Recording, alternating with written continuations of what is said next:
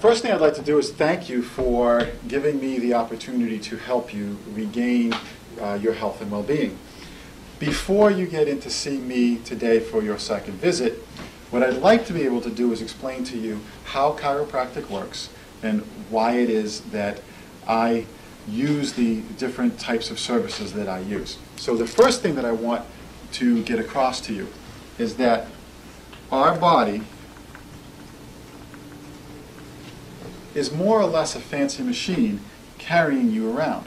So now, like any other machine, something must control this. So what we have is our brain. And the communication between that occurs through your nervous system, with every nerve being encased by the bones of your spine. So that means that nerves come out your neck and they go down your arms. They come down, they go down your legs, they leave out your mid-back and they'll go to your heart, they'll go to your lungs, they'll come out, they go back up to your head.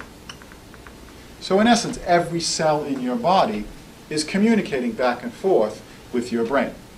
So when this system is working the way that it should, we could say you have normal function. Normal function would have you in a state of ease. Now, ease is not nirvana. Ease, quite simply, is your ability to heal when you're injured and adapt to the challenges that are imposed upon you. So if you wanted to get larger muscles, you might lift weights. If you wanted to learn a foreign language, you may practice and study a foreign language. If you wanted to learn the piano, you would practice the piano. This natural ability to adapt is what chiropractors tap into in an effort to get your body to heal. So how does the problem occur?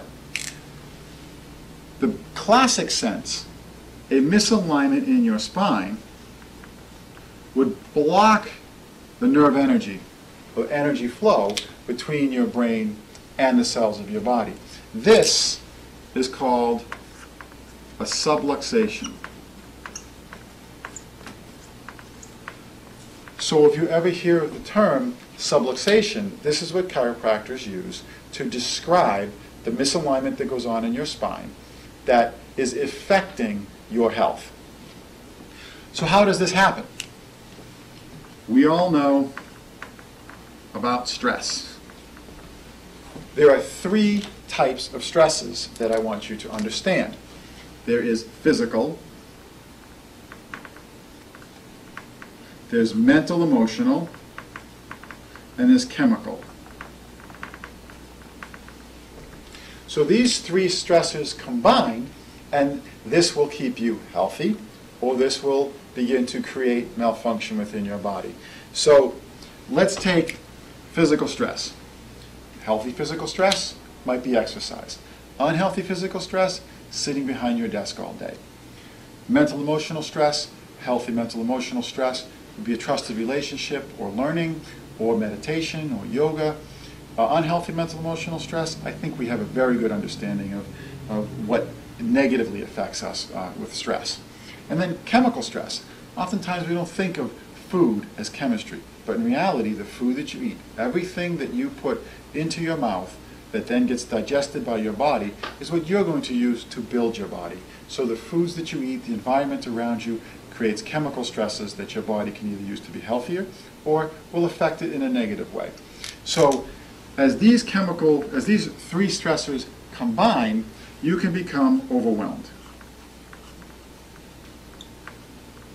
You can be overwhelmed by a physical stress, like a sports injury or a car accident.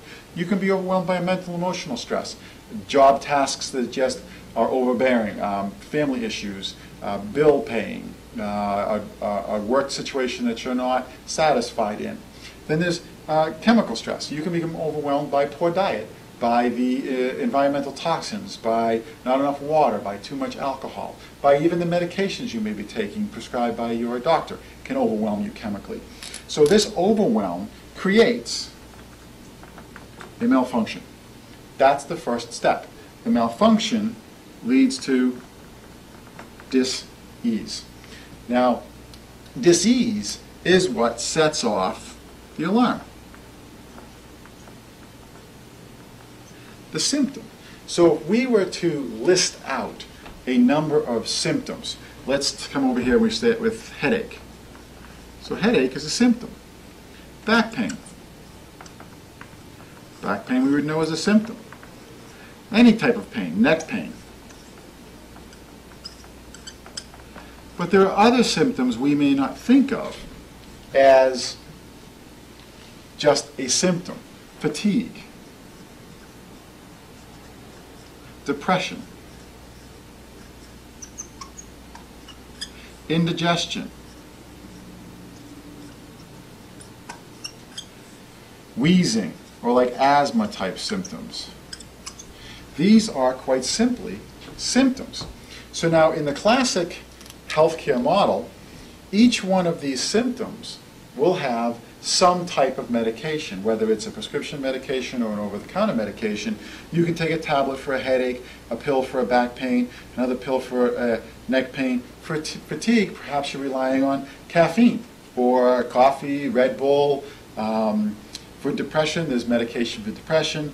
For indigestion, there's several medications that we know of for indigestion, from Tums all the way to that to a purple pill, right? And then for asthma, you may be taking an inhaler, you may be taking a pill for that, you may be taking a nebulizer. But in each case, what we're working with is the symptom.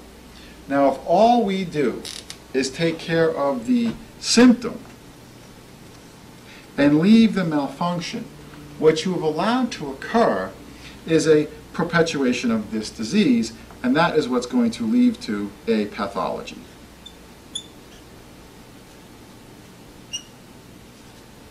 So, back pain. Simple, benign back pain. Starts off as a malfunction. It creates this disease process where you're not healing or adapting to this problem that you're having. You end up with back pain. The pathology would be degenerative disc disease or degenerative joint disease, also known as arthritis. So now you're actually having cellular change. Changes within the bones in your spine. Your discs are degenerating, your joints are degenerating, you're getting bone spurs, calcium deposits. This is going to give you a lifelong problem.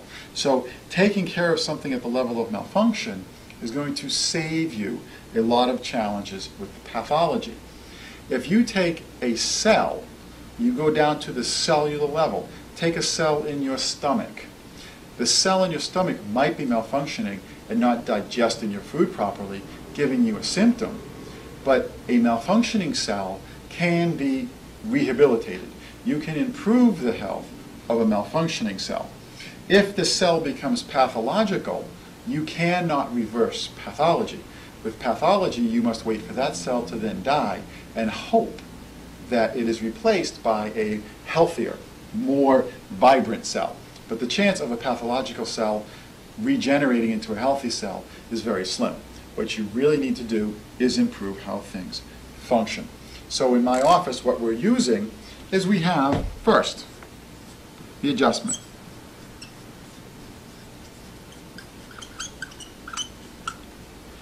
And you've experienced that on your first visit, or you'll be experiencing your first one today. But with the adjustment, what we're looking to do is open up that nerve flow and improve how things function. The second thing we look at is nutrition.